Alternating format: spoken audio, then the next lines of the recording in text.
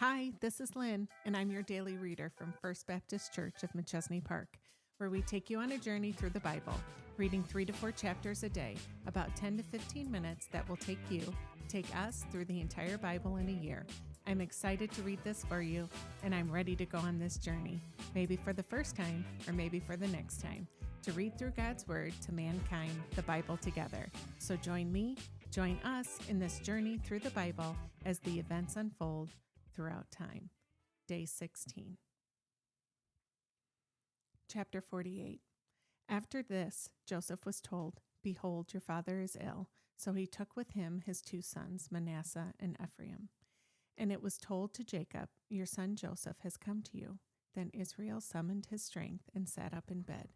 And Jacob said to Joseph, "God Almighty appeared to me at Luz in the land of Canaan and blessed me, and said to me, Behold, I will make you fruitful and multiply you, and I will make you a company of peoples, and will give this land to your offspring after you for an everlasting possession. And now your 2 sons, who were born to you in the land of Egypt before I came to you in Egypt, are mine. Ephraim and Manasseh shall be mine, as Reuben and Simeon are, and the children that you fathered after them shall be yours.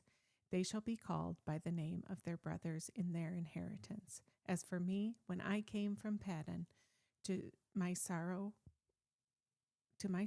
Rachel died in the land of Canaan on the way, when there was still some distance to go to Ephrath, and I buried her there on the way to Ephrath, that is Bethlehem. When Israel saw Joseph's sons, he said, "Who are these?" Joseph said to his father, "They are my sons, whom God has given me here." And he said, "Bring them to me, please, that I may bless them."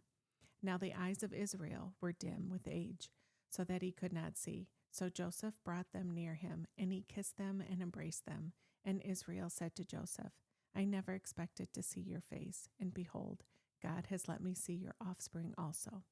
Then Joseph removed them from his knees, and he bowed himself with his face to the earth. As Joseph took both them, Ephraim in his right hand, toward Israel's left hand, and Manasseh in his left hand toward Israel's right hand, and brought them near him. And Israel stretched out his right hand and laid it on the head of Ephraim, who was the younger, and his left hand on the head of Manasseh, crossing his hands, for Manasseh was the firstborn. And he blessed Joseph and said, "The God before whom my fathers Abraham and Isaac walked, the God who has been my shepherd all my life long to this day, the angel who has redeemed me from all evil, bless the boys. And in them let my name be carried on, and the name of my fathers Abraham and Isaac, and let them grow into the multitude in the midst of the earth." When Joseph saw that his father laid his right hand on the head of Ephraim, it displeased him, and he took his father's hand to move it from Ephraim's head to Manasseh's head. And Joseph said to his father, "Not this way, my father, since this one is the firstborn. Put your right hand on his head." But his father refused and said, "I know, my son, I know. He also shall become a people, and he also shall be great. Nevertheless, his younger brother shall be greater than he, and his offspring shall become a multitude of nations." So he blessed them that day, saying, "By you Israel will pronounce blessings, saying, God make you as Ephraim and as Manasseh." Thus he put Ephraim before Manasseh. Then Israel said to Joseph, "Behold, I am about to die, but God will be with you and will bring you again to the land of your fathers. Moreover, I have given to you rather than to your brothers one mountain slope that I took from the hand of the Amorites with my sword and with my bow." Chapter 49. Then Jacob called his sons and said, "Gather yourselves together, that I may tell you what shall happen to you in days to come. Assemble and listen, O sons of Jacob, listen to Israel your father. Reuben, you are my firstborn, my might, and the firstfruits of my strength, preeminent in dignity and preeminent in power. Unstable as water, you shall not have preeminence, because you went up to your father's bed, then you defiled it. He went up to my couch. Simeon and Levi are brothers. Weapons of violence are their swords. Let my soul come not into their counsel, O my glory. Be not joined to their company.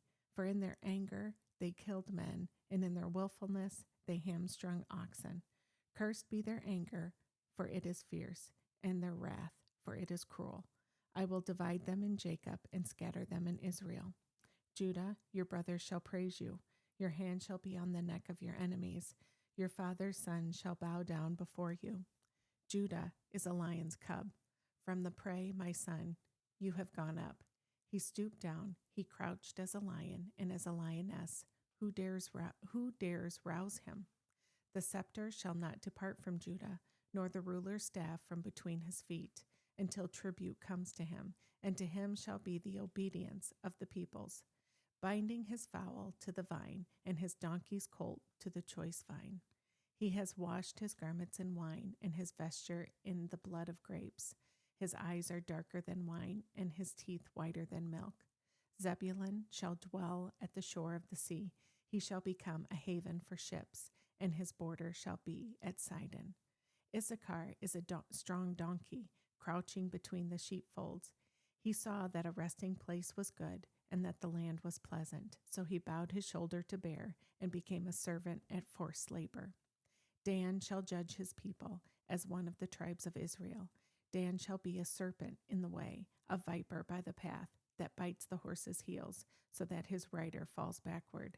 I wait for your salvation, O Lord. Raiders shall raid Gad, but he shall raid at their heels. Asher's flood shall be rich, and he shall yield royal delicacies. Naphtali is a doe let loose that bears beautiful fawns. Joseph is a fruitful bow by a spring. His branches run over the wall. The archers bitterly attacked him, shot at him, and harassed him severely. Yet his bow remained unmoved. His arms were made agile by the hands of the mighty one of Jacob. From there is the shepherd, the stone of Israel. By the God of your father, who shall help you, by the Almighty, who will bless you with blessings of heaven above, blessings of the deep that crouches beneath, blessings of the breasts and of the womb. The blessings of your father are mighty beyond the blessings of my parents, up to the bounties of the everlasting hills. May they be on the head of Joseph and on the brow of him who was set apart from his brothers. Benjamin is a ravenous wolf, in the morning devouring the prey, and at evening dividing the spoil. All these are the 12 tribes of Israel. This is what their father said to them as he blessed them, blessing each with the blessing suitable to him. Then he commanded them and said to them, I am to be gathered to my people. Bury me with my fathers in the cave that is in the field of Ephron the Hittite, in the cave that is in the field at Machpelah, to the east of Mamre, in the land of Canaan, which Abraham bought with the field from Ephron the Hittite to possess as a burying place. There they buried Abraham and Sarah his wife. There they buried Isaac and Rebekah his wife. And there I buried Leah. The field and the cave that is in it were bought from the Hittites. When Jacob finished commanding his sons, he drew up his feet into the bed and breathed his last and was gathered to his people. Chapter 50. Then Joseph fell on his father's face and wept over him and kissed him. And Joseph commanded his servants, the physicians, to embalm his father. So the physicians embalmed Israel. 40 days were required for it, for that is how many are required for embalming. And the Egyptians wept for him 70 days. And when the days of weeping for him were past, Joseph spoke to the household of Pharaoh, saying, If now I have found favor in your eyes, please speak in the ears of Pharaoh, saying, My father made me swear, saying, I am about to die. In my tomb that I hewed out for myself in the land of Canaan, there shall you bury me. Now therefore, let me please go up and bury my father. Then I will return. And Pharaoh answered, Go up and bury your father, as he made you swear. So Joseph went up to bury his father. With him went all of the servants of Pharaoh, the elders of his household, and all the elders of the land of Egypt, as well as all the household of Joseph, his brothers, and his father's household. Only their children, their flocks, and their herds were left in the land of Goshen. And there went up with him both chariots and horsemen. It was a very great company. When they came to the threshing floor of Atad, which is beyond the Jordan, they lamented there with a very great and grievous lamentation. and made a mourning for his father 7 days. When the inhabitants of the land, the Canaanites, saw the mourning on the threshing floor of Atad, they said, "This is a grievous mourning by the Egyptians." Therefore the place was named Abel Mizraim. It is beyond the Jordan. Thus his sons did for him as he had commanded them. For his sons carried him to the land of Canaan and buried him in the cave at the field of Machpelah, to the east of Mamre, which Abraham bought with the field from Ephron the Hittite to possess as a burying place. After he had buried his father, Joseph returned to Egypt with his brothers and all who had gone up with him to bury his father. When Joseph's brothers saw that their father was dead, they said, "It may be that Joseph will hate us and will pay us back for all the evil that we did to him." So they sent a message to Joseph saying, "Your father gave this command before he died. Say to Joseph, 'Please forgive the transgression of your brothers and their sin, because they did evil to you. And now please forgive the transgression of the servants of the God of your father.'" Joseph wept when they spoke to him. His brothers also came and fell down before him and said, "Behold, we are your servants." But Joseph said to them, "Do not fear, for am I in the place of God? As for you, you meant evil against me, but God meant it for good, to bring it about that many people should be kept alive as they are today. So do not fear. I will provide for you and your little ones." Thus he comforted them and spoke kindly to them. So Joseph remained in Egypt, he and his father's house. Joseph lived 110 years.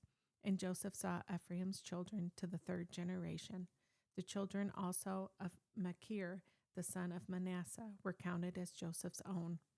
And Joseph said to his brothers, "I am about to die, but God will visit you and bring you up out of this land to the land that he swore to Abraham, to Isaac, and to Jacob." Then Joseph made the sons of Israel swear, saying, "God will surely visit you, and you shall carry up my bones from here." So Joseph died, being 110 years old. They embalmed him, and he was put in a coffin in Egypt.